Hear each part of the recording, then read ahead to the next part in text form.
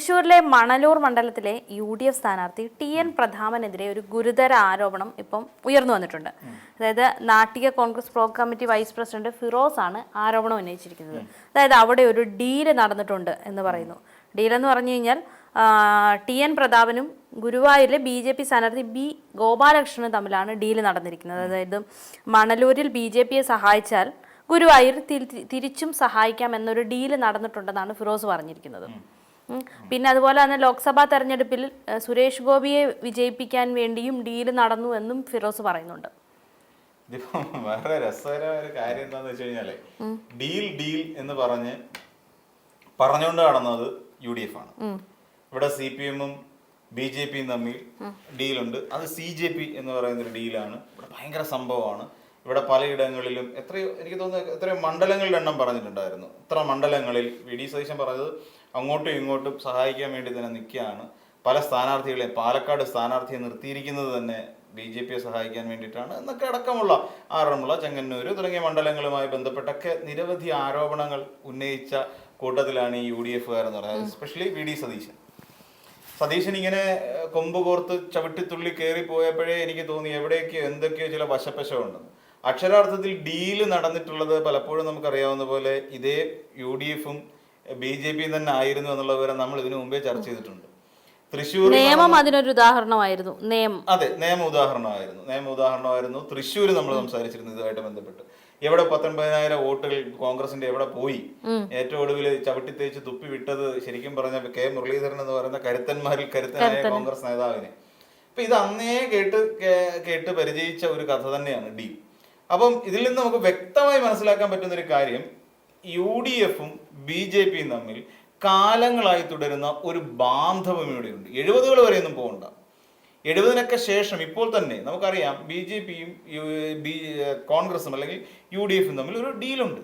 ഇതിപ്പോൾ പറഞ്ഞിരിക്കുന്നത് CPM-ന്റെ ഏതെങ്കിലും ഒരു നേതാവൊന്നുമല്ല, CPM ജില്ലാ സെക്രട്ടറി ഒന്നുമല്ല പറഞ്ഞിരിക്കുന്നത്, അല്ലെങ്കിൽ MV ഗോവിന്ദൻ മാഷ് അല്ല പറഞ്ഞിരിക്കുന്നത് അവിടെ ഡീല് നടന്നിട്ടുണ്ടെന്നുള്ള കാര്യം.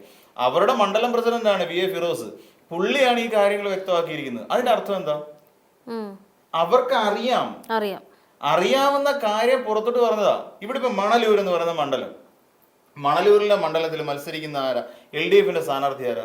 LDF-ന്റെ സ്ഥാനാർത്ഥി രവീന്ദ്രൻ മാഷാണ്. രവീന്ദ്രൻ മാഷ് കഴിഞ്ഞ 2016-21 കാലഘട്ടത്തിൽ വിദ്യാഭ്യാസ വകുപ്പ് മന്ത്രിയായിരുന്നു. നിരവധി മാറ്റങ്ങൾ കൊണ്ടുവന്ന ശക്തനായ ഒരു നേതാവ്, കമ്മ്യൂണിസ്റ്റ് നേതാവ്. തന്റെ ജീവിതം ശരിക്കും ജീവിതം തന്നെ സന്ദേശമാക്കുക എന്ന് പറയുന്ന പോലെ സ്വന്തം ജീവിതം കൊണ്ട് തന്നെ എങ്ങനെ ആയിരിക്കണം ഒരു പൊതുപ്രവർത്തകൻ എന്ന് കാണിച്ചു കൊടുത്ത ഒരു കെമിസ്ട്രി അധ്യാപകൻ. കെമിസ്ട്രി ആണ് പഠിപ്പിക്കുന്നത്. സൈക്കിള് ചവിട്ടി പോകുന്ന ഒരു സാധാരണക്കാരനായ മനുഷ്യനാണ് രവീന്ദ്രൻ മാഷ്. അപ്പൊ ആ രവീന്ദ്രൻ മാഷാണ് മണലൂരിൽ മത്സരിക്കുന്നത്. അവിടെ മണലൂരിൽ നിന്ന് കഴിഞ്ഞപ്പോൾ തന്നെ അവിടെ പരാജയം മണത്തു. TN പ്രതാപൻ അവിടെ തീർന്നു എന്ന് തന്നെയാണ് അതിൽ നിന്ന് മനസ്സിലാക്കേണ്ടത്. രവീന്ദ്രൻ മാഷിനെതിരായിട്ടൊന്നും പിടിച്ചു നീക്കാൻ മണലൂരിൽ അത്ര ശക്തനായ നേതാവൊന്നുമല്ല TN പ്രതാപൻ. ഇപ്പൊ ഇതും കൂടി ആയപ്പോൾ TN പ്രതാപന്റെ പതനം ഏതാണ്ട് ഉറപ്പിച്ച മട്ടാണ്. കാരണം ഇനി ഇപ്പോൾ TN പ്രതാപനെ സംബന്ധിച്ചിടത്തോളം മുന്നോട്ട് പോവുക എന്ന് പറഞ്ഞാൽ അത്ര ഗുണകരമായ കാര്യമല്ല. അതിനെന്ത് ചെയ്തു? സ്വാഭാവികമെന്നോണം TN പ്രതാപന്റെ ഏറ്റവും അടുത്ത അനുയായികളും തോഴന്മാരും ഒക്കെ BJP കൂട്ടുപിടിച്ചു. കാര്യം രവീന്ദ്രൻ മാഷ് അവിടെ തോൽപ്പിക്കും. അപ്പൊ രവീന്ദ്രൻ മാഷിന്റെ മുമ്പിൽ പരാജയപ്പെടാതിരിക്കാൻ വേണ്ടിയിട്ട് മണലൂരിൽ തന്നെ ജയിപ്പിക്കണമെന്ന് BJP-കാരോട് ആവശ്യപ്പെട്ടു. BJP-കാര് സ്വാഭാവികമായിട്ട് BJP വോട്ട് ആർക്ക് മറിക്കും? ഈ പറയുന്ന TN പ്രതാപനെ മറിക്കും. അപ്പം ഇതിന്റെ ആഫ്റ്റർ എഫക്ട് എന്താണ്? മണലൂര്, ഗുരുവായൂർ എന്നൊക്കെ പറഞ്ഞ തൃശ്ശൂർ ജില്ലയിൽ തന്നെ വരുന്ന ഗുരുവായൂരിൽ ഗോപാലകൃഷ്ണൻ പറഞ്ഞ എന്താ? ഞങ്ങൾക്കൊരു ഹിന്ദു MLA വേണം. ആ ഹിന്ദു MLA ജയിപ്പിക്കാൻ വേണ്ടിയിട്ട് ഇവിടെ TN പ്രതാപന്റെ അനുയായികളായിട്ടുള്ള ആൾക്കാർ അവിടെ ഗോപാലകൃഷ്ണൻ വോട്ട് ചെയ്യും. ഇതാണ് സിമ്പിൾ. അപ്പൊ അവിടെ എന്ത് ചെയ്യും? അവരുദ്ദേശിച്ച പോലെ അവർക്കൊരു ഹിന്ദു MLA ഗുരുവായൂരിൽ നിന്ന് കൊടുക്കാൻ കഴിയും. ഇവിടെ നമ്മൾ നോക്കിയ പോലെ മണലൂരിൽ രവീന്ദ്രൻ മാഷിനെ തോൽപ്പിച്ചിട്ട് TN പ്രതാപനെ ജയിച്ചു കയറാൻ സാധിക്കും. അപ്പൊ ഈ TN പ്രതാപന്റെ കാര്യങ്ങൾ ഇന്നലെ തുടങ്ങിയതല്ല എന്നാണ് ഈ ഫിറോസ് പറയുന്നത്. ഫിറോസ് പറയുന്നത് വ്യക്തമായ ഒരു കാര്യം, 8 കോടി രൂപ സുരേഷ് ഗോപിയുടെ കയ്യിൽ നിന്നും TN പ്രതാപൻ വാങ്ങിയിട്ടുണ്ട് എന്ന് പറയുന്ന ഗുരുതരമായ ഒരു ആരോപണമാണ് ഉന്നയിച്ചിരിക്കുന്നത്. ചെറുതൊന്നുമല്ല, ഗുരുതരമായ ആരോപണം. സ്വന്തം പാർട്ടിയെ വഞ്ചിച്ച ഒരാൾ, അതായത് സ്വന്തം പാർട്ടിയെ വഞ്ചിക്കുകയും ജ്യേഷ്ഠതുല്യനെന്ന് പലപ്പോഴും വിളിച്ചു കൂവിയിട്ടുമുള്ള K മുരളീധരൻ എന്ന് പറയുന്ന ഒരാളെ തേച്ചൊട്ടിച്ച കഥയാണ് ശരിക്കും പറയാനുള്ളത്. ഇത് K മുരളീധരൻ തന്നെ അന്ന് വ്യക്തമാക്കിയാണ്. തന്നെ ഒരു വശത്ത് നിന്ന് പരാജയപ്പെടുത്തി. നമ്മൾ അടിയൊഴുക്കുകൾ നടന്നിട്ടുണ്ടെന്നും അതിന്റെ പേരിലായിരുന്നല്ലോ അന്ന് ഉടക്കിപ്പോയതും. അതെ അതെ, അന്ന് പിന്നെ ഞാൻ ഇനി മത്സരരംഗത്തില്ല കെ മുരളീധരൻ പോവുകയൊക്കെ ചെയ്തു. ഒന്ന് ആലോചിച്ച് നോക്കിക്കോളൂ, നാളെ ഒരുപക്ഷെ 9-ാം തീയതി നടക്കുന്ന തെരഞ്ഞെടുപ്പിൽ കേരളത്തിലുള്ള ആൾക്കാർക്ക് അബദ്ധം പറ്റി UDF വിജയിപ്പിച്ചു എന്നാണ് കരുതുക. കേരളം ഭരിക്കേണ്ട ആൾക്കാരാണ്, MLA മാരും മന്ത്രിമാരുമായിട്ടിരിക്കേണ്ട ആൾക്കാരാണ്. ഇവര് പൊതുജനത്തോട് കാണിക്കുന്ന നീതികേടെന്ന് ആലോചിച്ചു. ഇവരെ എങ്ങനെ വിശ്വസിക്കാൻ പറ്റും? ഇവിടെ ഒരു പിന്നെ 5 കോടി അല്ലെങ്കിൽ 6 കോടി രൂപ കൃത്യമായി വിനിയോഗിക്കാനും അതിന്റെ കണക്ക് അവതരിപ്പിക്കാനും കഴിയാത്ത, അല്ല വയനാട് ഫണ്ടിന്റെ കാര്യമാണ് പറയുന്നത്, അവതരിപ്പിക്കാൻ കഴിയാത്ത ആളുകളാണ് കേരളത്തിലെ ഏകദേശം എനിക്ക് തോന്നുന്നു 200 കോടിയുടെ ബഡ്ജറ്റ്, 2000 കോടിയോ 200 അത്രയും ബഡ്ജറ്റ് എങ്ങനെ അവതരിപ്പിക്കും? അപ്പൊ ഇവരെന്തോരം മുക്കും? നമ്മൾ ആലോചിക്കേണ്ട കാര്യം, കേരളത്തില് കോൺഗ്രസ് പാർട്ടി എന്ന് പറയുന്ന സംവിധാനം വയനാട്ടിലെ സാധാരണക്കാർക്ക് വേണ്ടിയിട്ട്, അപ്പൊ ജനം എന്തുകൊണ്ടാണ് പൈസ കൊടുത്തത്? പൊതുജനം പൈസ കൊടുത്തത് ഇവര് വയനാട്ടിലുള്ള സാധാരണക്കാരെ സഹായിക്കുമെന്ന് കരുതിയിട്ടാണ്. അതിന്റെ പേരിലാണ് കൊടുത്തത്. ഇത് കണക്കിപ്പെടാത്തതാണ്. അത് കണക്കിപ്പെടാത്ത വേറെ 2 കോടിയുണ്ട്. KPST കൊടുത്തതും അതോടൊപ്പം തന്നെ എനിക്ക് തോന്നുന്നു വയനാട് PCC അല്ല തമിഴ്നാട് PCC കൊടുത്തതും ഓരോ കോടി രൂപ വേറെ കണക്കുണ്ട്. അത് അവർ സമ്മതിച്ച കാര്യം, അവർ കൊടുത്തു എന്നുള്ള കാര്യം. ഇതുകൂടാതെ എനിക്ക് തോന്നുന്നു പിന്നെ ഈ പറയുന്ന പ്രവാസി കോൺഗ്രസ് ഒക്കെ പൈസ കൊടുത്തിട്ടുണ്ട്. അവിടെ എല്ലാം പിരിച്ച് പൈസ, ആ പൈസയൊക്കെ എവിടെ പോയെന്ന് അറിയില്ല. അപ്പൊ ഒന്ന് ഫണ്ട് തട്ടിച്ചുകൊണ്ട് ജനങ്ങളുടെ മുന്നിലുള്ള വിശ്വാസ്യത കോൺഗ്രസ് എന്ന് പറയുന്ന ഒരു പാർട്ടി തകർത്ത് കളഞ്ഞു. കഴിഞ്ഞ ലോക്സഭാ തെരഞ്ഞെടുപ്പിൽ തൃശ്ശൂരിൽ നിന്ന് സുരേഷ് ഗോപിയെ വിജയിപ്പിച്ച് വിട്ടതോടുകൂടി തൃശ്ശൂരിലെ കോൺഗ്രസ് പാർട്ടിയോടുള്ള എല്ലാ മതിപ്പും ഇല്ലാതെയായി. TN പ്രതാപനാണ് അതിന്റെ പിന്നിൽ പ്രവർത്തിച്ചതെന്ന് അവിടുത്തെ ഒരു മണ്ഡലം പ്രസിഡന്റ് ആരോപിക്കുകയാണെന്നേ. അതിന്റെ പിന്നിൽ പ്രവർത്തിച്ചത് പിന്നെ TN പ്രതാപൻ കോടിക്കണക്കിന് രൂപ കോഴ വാങ്ങിച്ചിട്ട്. ഇവർക്കൊക്കെ സ്വന്തം നാട്ടുകാരോട്, അതല്ലെങ്കിൽ സ്വന്തം പ്രവർത്തകരോട്, സ്വന്തം രാഷ്ട്രീയ പാർട്ടിയോട് എന്ത് കമ്മിറ്റ്മെന്റ് ആവുള്ളത്? എന്ത് കമ്മിറ്റ്മെന്റ് ആവുള്ളത്? നമ്മൾ ആലോചിച്ച് നോക്കിയോ? ഈ ജനങ്ങളെ വഞ്ചിച്ചു, അത് പോട്ടെന്ന് വെക്കാം, സാധാരണക്കാരല്ലേ അങ്ങ് ക്ഷമിച്ചെന്ന് വെക്കാം. അത് ക്ഷമിക്കാൻ പറ്റത്തില്ല, കാരണം അവരാണ് വോട്ടേഴ്സ്. അത് പറഞ്ഞിട്ട് കാര്യമില്ല, അതിന്റെ ബോധം ഇവർക്ക് ഉണ്ടാവണ്ടേ? പിന്നെ ഇത് പറഞ്ഞ ശരിയാണ്, അതിനുള്ള ബോധം ഈ കോൺഗ്രസ്സുകാർക്ക് ഉണ്ടാവണ്ടേ? ഇത് സത്യം പറഞ്ഞ കോൺഗ്രസ്സുകാർ ഇനി എന്ന് നന്നാവും എന്നുള്ളതാണ്. ഇത്രയൊക്കെ പഠിച്ചു. കഴിഞ്ഞ 10 വർഷക്കാലം അധികാരത്തിന്റെ ഒരു ഏണിപ്പടിയുടെ 7 അയലത്തില്ലാതിരുന്ന ഒരു വിഭാഗമാണ് ഈ കോൺഗ്രസ്സുകാർ. എന്നിട്ട് പോലും നമ്മളത് ആലോചിച്ചു, അധികാരം ഉണ്ടായിരുന്നെങ്കിൽ ആലോചിച്ച് നോക്കി ഇവരെന്ത് ചെയ്യുമായിരുന്നു?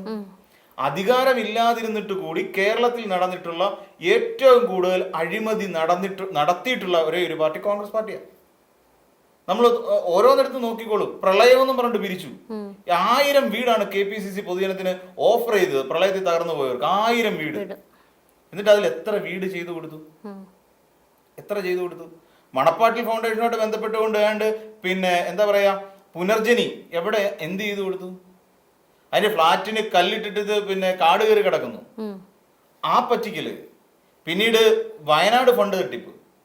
ഇത്രയും കൂടെ നാലോചി, ക്രമക്കേടിന്റെ അങ്ങേ അറ്റത്തെ പണിയല്ലേ കാണിച്ചു വെച്ചിരിക്കുന്നത്. 3 തവണ ഫണ്ട് പിരിവെന്നും പറയാണ്ട് ഫണ്ട് പിരിവ് നടത്തി പൊതുജനത്തെ പറ്റിച്ചു നിർത്തിയിരിക്കുന്നത് കോൺഗ്രസ് പാർട്ടിയാണ്. ഈ കോൺഗ്രസ് പാർട്ടിയെ എങ്ങനെ വിശ്വസിക്കും പൊതുജനം? എന്നിട്ട് ഇനി ഇത് കൂടാതെ നടക്കുന്ന ഇതിനകത്ത് നടന്ന മറ്റ് പ്രശ്നങ്ങൾ, അവരുടെ ആഭ്യന്തര പ്രശ്നങ്ങളൊന്നും എടുത്തു നോക്കി. ഒരുത്തൻ, ഒരു യൂത്ത് കോൺഗ്രസിന്റെ സംസ്ഥാന അധ്യക്ഷൻ പെണ്ണ് കേസിൽ അകത്ത് പോയി, പുറത്തല്ലേ അവനിപ്പോ? പെണ്ണ് കേസുമായി ബന്ധപ്പെട്ട് ഒരു ചുറ്റിപ്പിണഞ്ഞു. ഇതെല്ലാം കഴിഞ്ഞ് അവന്റെ ചൂട് അങ്ങോട്ട് 6 മുമ്പ് വേണ്ട പാലക്കാട് വേറൊരു മഹാൻ പ്രക്ഷോഭ്, അവനും പിന്നെ അവന്റെ പെണ്ണ് കേസ് പുറത്തേക്ക് വരുന്നു. എന്നിട്ട് ഇതിനകത്ത് നടപടി എടുത്തു കഴിഞ്ഞപ്പോൾ ഷാഫി പറമ്പിലും അവന്റെ സംഘങ്ങളും ചേർന്നിട്ട് VD സതീശനെ കൊല്ലാക്കൊല ചെയ്തു. നമ്മൾ കാണണ്ട, ഈ ഒരു കോൺഗ്രസ് പാർട്ടിക്കകത്ത് പാർട്ടിക്കുള്ളിൽ നടന്ന ഹീനമായ പരിപാടിയാണ്. എന്നിട്ട് ഏകദേശം തെരഞ്ഞെടുപ്പ് അടുക്കാറായി കഴിഞ്ഞപ്പോഴോട്ട് പിന്നെ നൂലിൽ കെട്ടിയ പോലെ ഒരാൾ ഡൽഹിയിൽ നിന്ന് കേരളത്തിലേക്ക് പറന്നിറങ്ങുന്നു. എന്നിട്ട് കോൺഗ്രസിന്റെ ഒരു വശത്ത് നിന്ന് കൈക്കലാക്കുന്നു. സുധാകരൻ എന്ന് പറഞ്ഞാൽ അതുവരെ KPCC അധ്യക്ഷ സ്ഥാനത്തിരുന്ന ഒരാളെ ചവിട്ടി പെട്ടെന്ന് പുറത്താക്കുന്നു. എന്തൊക്കെ നാണംകെട്ട കളികളാണ് സത്യത്തില് ഒരു കോൺഗ്രസ് എന്ന് പറയുന്ന ഒരു പാർട്ടിക്കകത്ത് കഴിഞ്ഞ ഒരു 5 വർഷക്കാലമായി സംഭവിച്ചാലോചിക്കും. ചെന്നിത്തലയെ തേക്കുന്നു, സതീശൻ വരുന്നു, സുധാകരൻ വരുന്നു, പിന്നെ മുല്ലപ്പള്ളിയെ തേക്കുന്നു, സുധാകരനെ തേക്കുന്നു. അത് കഴിഞ്ഞിട്ട് പിന്നെ വനിതാ മുഖ്യമന്ത്രി, ഇപ്പൊ ഉടനെ വനിതാ മുഖ്യമന്ത്രി കേരളത്തിൽ ഉണ്ടാവും എന്ന് പറയുന്നു. എന്നിട്ട് ഈ വനിതാ മുഖ്യമന്ത്രി കേരളത്തിൽ ഉണ്ടാകും എന്ന് പറയുന്നത് എത്ര വനിതകളുണ്ട് കേരളത്തിൽ? എത്ര വനിതാ കോൺഗ്രസ്സുകാരുണ്ട് കേരളത്തിൽ? അതുപോലും ഇല്ല. അപ്പൊ ഇതൊക്കെയാണ് ശരിക്കും കോൺഗ്രസിന്റെ അവസ്ഥ. ഇപ്പം ശരിക്കും പറഞ്ഞു കഴിഞ്ഞാൽ ഇപ്പം ആ കിറ്റ് കൊടുത്ത വിവാദം തന്നെ TN പ്രതാപൻ ന്യൂനപക്ഷങ്ങൾക്കിടയിൽ ആളാകാൻ വേണ്ടി ചെയ്തതാണെന്നാണ് പറയുന്നത്. മനസ്സിലായില്ലേ? ആ ന്യൂനപക്ഷങ്ങൾക്കിടയിൽ ആളാവണം. BJPക്ക് എതിരാണ് താൻ എന്നൊരു തോന്നൽ ന്യൂനപക്ഷങ്ങൾക്കിടയിൽ കൊടുക്കണം. അതിനുവേണ്ടി നടത്തിയ നാടകം കളിയാണ്. അതിന് 2 ദിവസം മുന്നേ തന്നെ ഈ BJP ആയിട്ട് ഒത്തുകളിച്ചാണെന്ന് പറയപ്പെടുന്നു. അപ്പൊ ഇത് എങ്ങനെ ജനം വിശ്വസിക്കണം ഇവരെയൊക്കെ? എന്തൊക്കെ നാറിയ കളികളാണ് ഒരു അധികാരത്തിന് വേണ്ടിയിട്ട് കോൺഗ്രസ് നടത്തിക്കൊണ്ടിരിക്കുന്നത് നമ്മൾ ആലോചിച്ച് നോക്കൂ. ഇതൊക്കെ 9-ാം തീയതി വിധി എഴുതേണ്ടതാണല്ലേ? ഇതിനൊക്കെ 9-ാം തീയതി വിധി എഴുതേണ്ടതാണ്. ഇതൊക്കെ പൊതുജനം കണ്ടുകൊണ്ടിരിക്കുന്ന കാര്യമാണ്. പൊതുജനം കഴുതയല്ല എന്ന് ഇനിയെങ്കിലും ഈ കോൺഗ്രസ്സുകാരൊന്ന് മനസ്സിലാക്കിയാൽ അവർക്ക് കൊള്ളാം.